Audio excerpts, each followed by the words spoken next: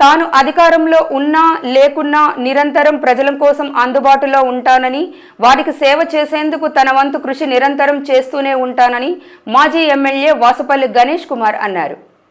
31వ ward Krishna గార్డెన్స్లో నివసిస్తున్న యువకుడు ఓడిసోల నాగరాజు వెన్నుపూస విరిగి ఆపరేషన్ చేయలేని స్థితిలో మంచానికి పరిమితం ఉన్నారన్న విషయాన్ని తెలుసుకున్న ఆయన అతని కుటుంబానికి ఆర్థిక సాయంగా 10,000 రూపాయలు అందజేశారు.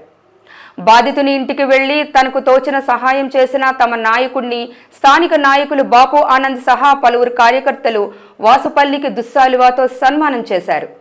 ఈ సందర్భంగా గణేష్ కుమార్ మాట్లాడుతూ తమ పార్టీ సిద్ధాంతం ప్రకారం ప్రజాసేవకు అంకితమయ్యానని చెప్పారు. అంబేద్కర్ అనుచరునిగా జగన్మోహన్ రెడ్డి ఆశయ సాధనకు తానెప్పుడూ సేవకు ముందుంటానని తెలిపారు. అధికార పార్టీ కక్షలకు బలైపోతున్న వైసీపీ విశాఖ మహిళా ఫైర్ బ్రాండ్ రోజాకు 10,000 రూపాయల ఆర్థిక సహాయం చేశానని తెలిపారు. ముఖ దగ్గర నుంచి పెద్ద గాయం జరగడం అయింది. తర్వాత తల్లిదండ్రులు వాసుపల్లి గణేష్ కుమార్ గారిని ఆశ్రయించగానే అపోలో హాస్పిటల్ అలాగే 7 Hills హాస్పిటల్ డాక్టర్లతో కూడా మాట్లాడి కుర్రవాడికి 4 నెలలు బెడ్ రెస్ట్ ఉండాలి, ఆ తర్వాత ఏమైనా ఆపరేషన్ చేయాలి, లేదంటే ఫ్యూచర్లో ప్రమాదం ఉందనే ఉద్దేశంతో ఈరోజు అతను ఆ నాగరాజు గారి ఇంటికి వచ్చి ఆయనకి 10,000 రూపాయలు ధనసాయం ఇచ్చారు. అలాగే ఎవరికి ఆపదలో ఉన్నా సరే పార్టీలకు అతీతంగా ముందొచ్చి సాయం చేసే వ్యక్తి ఎవరు ఉన్నారంటే వాసుపల్లి గణేష్ కుమార్ గారు. అటువంటి వ్యక్తి వెనకాతలు తిరగడం మాకు ఎంతో గర్వకారంగా ఉంది. ఈరోజు మా 31వ వార్డు దక్షిణ నియోజకవర్గంలో మా అధ్యక్షులు బాపు ఆనంద్ గారు నిన్న పేషెంట్ని ఇలాగ మేడమించి పడిపోయి 29 సంవత్సరాల వయసు కుర్రోడు, పెళ్లి కాని కుర్రోడు, స్పైనల్ కార్డు 4 దిక్కుల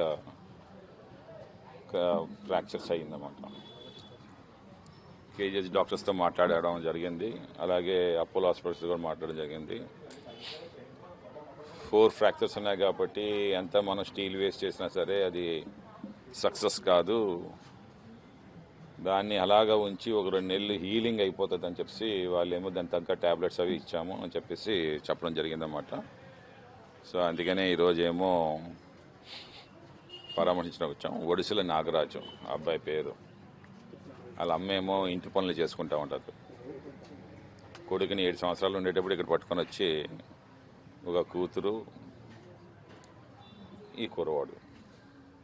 పాపం పేదరికలో ఉండే వాళ్ళకి కష్టం అనేది తెలిస్తే మాత్రం తప్పకుండా మా వైఎస్ఆర్సీపీ పార్టీ ఎప్పుడు ముందుంటుంది అని మేము ఎప్పుడు తెలియజేస్తాం. మేము గవర్నమెంట్లో ఉన్నా లేకపోయినా కానీ మాకు కబుర్ చేస్తూ వస్తాం. అందుకే ఈరోజు ఒక 10,000 కూడా దాని సాయం చేయడం జరిగింది. తప్పకుండా మళ్ళీ ఆ కుర్రోడు లేచి పరిగెట్టేంత వరకు కూడా మా సహాయం ఎప్పుడు కూడా ఇంటికి ఉంటుందని చెప్పేసి నేను తెలియజేసుకుంటా ఉన్నాను.